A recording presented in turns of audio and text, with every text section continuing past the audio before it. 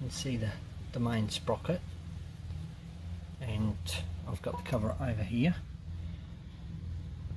But you can see just there a big hunk has been knocked out, and so I thought, wonder what's going on here. I'm looking at this, and this is the earth wire for the starter, and then the other wires from the stator, all this here.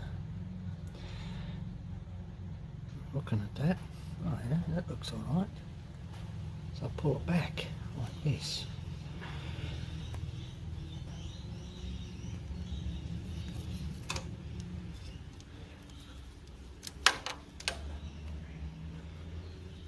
Pull it out of the little thing here. I go, oh, what's all that there? What's this here? Let's have a little look at this. Did a little bit of digging. Oh, look at this. How good is this? Look at that. We got this wire, and this one, and this one.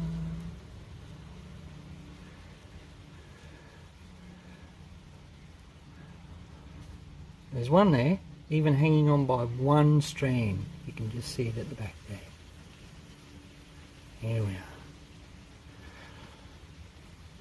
So happily, for me, I can pull this little starter right out of the way, and I can pull this clip off. Let's see if I can get this off. All you can see is the back of my hand, I'm sorry. Pull this clip off and pull him over, and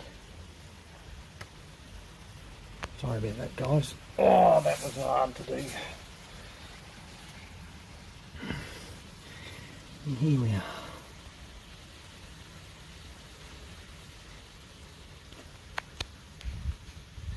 Brilliant.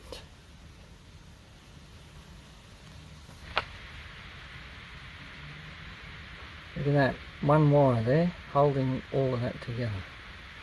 But it looks like, happily, I've got just enough to wire this all together. So, just to here, that's where I want to go. So we can do that. Oh, hands are not working today. So yeah. Looks like wiring's the first order of the day. It would appear that what's happened is that the chain, you can see just up in here, just there. There you go, that's better. But the chain has come off and rubbed all this away. And then the loom then has gone and connected with the sprocket or with the chain, because it's, if you look down there, it's all worn away down there too. So old bikes, eh? Alright, thanks for watching.